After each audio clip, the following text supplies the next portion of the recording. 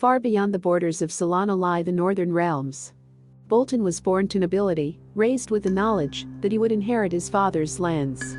Despite his exalted status, the young Boltyn was more interested in his grandmother's tales of Solana, with their noble knights, shining streets, and a great library of knowledge. The smaller boy in time became a steadfast young man, disillusioned with the egotistical, power-hungry nobles who ruled the surrounding lands. While they were ensnared by the shadow, delighting in their dark, vicious games, Boltyn looked upon their narcissistic obsessions and despaired. On his accession, Boltyn reluctantly took up his father's mantle, but was determined to forge a new path. It was only a few years after his father's death that a party of honorable knights arrived in Boltyn's lands.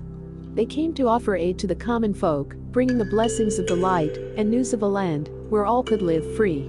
The knights' tales of a bright and beautiful city reignited Boltyn's childhood passion for the stories of Solana, so carefully stoked by his grandmother. Inspired, he chose to leave his home behind, relinquishing his status as a lord, to embark on a pilgrimage to Solana, where he could begin his life anew. The city welcomed him as one of their own, a child of the light returning home at long last, and Boltyn soon began his training in the hand of Sol.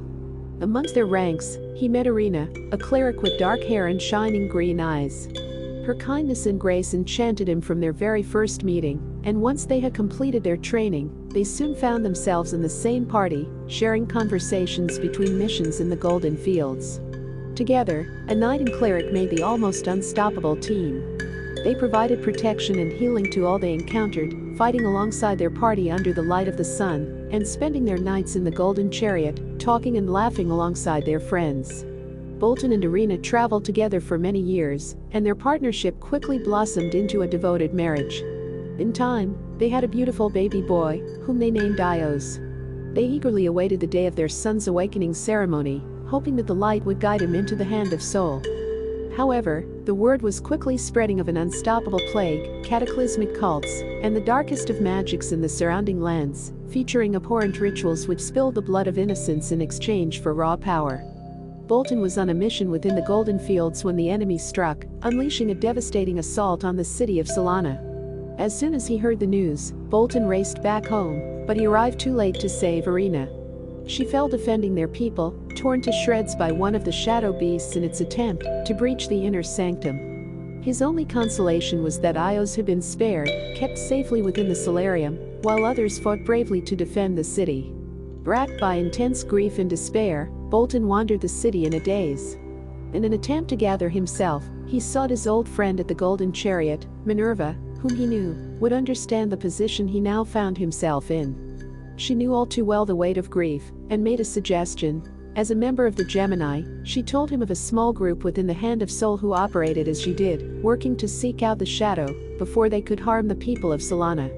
As an inquisitor, he could help prevent anyone else from meeting the same fate as Irina. While he was growing up in the Northern Realms, Boltyn had heard rumors of the dark magics that some practiced. If anyone could figure out where to begin the search, it would be him. And yet, Boltyn hesitated. If he did accept the role of Inquisitor, he would be away from the city for months, perhaps years at a time, diving right into the heart of the shadows, the most dangerous place for anyone to be. Ios had lost his mother. Could Boltyn bring himself to deprive him of his father too? Could he take the risk that he might fall in battle and leave his son without a parent? Could he find the courage to look into the manifold darkness of Raid and not lose himself within? Could he hold true to the light, even whilst seeing the very worst of humanity? Could he indeed set aside his grief and dedicate himself to seeking out the shadows in order to dispel them? Filled with doubt, Boltyn sought out the words of the Magisters, hoping that they could bring some peace to his heavy heart.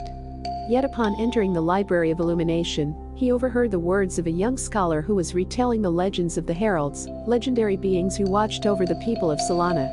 Glorious and ethereal, they guided all who walked the path of the light, guardians of both the living and the dead. Enchanted by these tales of powerful, extraordinary beings, Boltyn found himself in the grasp of a powerful vision. Bellona, the war-tuned herald, appeared before him, wings aflame, wielding a mighty sword of burnished gold. The herald then turned her gaze to the land stretching beneath her, and they watched as it turned to ash and dust, all living beings shriveling beneath the weight of the shadow. As the darkness spread across the land, she lifted her sword above her, summoning the light of the sun.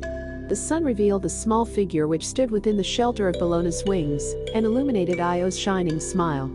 For just a moment, he could have sworn he heard the whisper of Irina's voice echoing in his ears and caught a glimpse of her healing hands outstretched, ready to help those in need. In an instant, Boltyn remembered what he had been fighting for and the dark fate which awaited all of Wraith should the light fall. Bologna's blessing steeled his heart, and he resolved once again to take the path which lay ahead. No matter the price, no matter what stood in his way, he swore to uphold the light.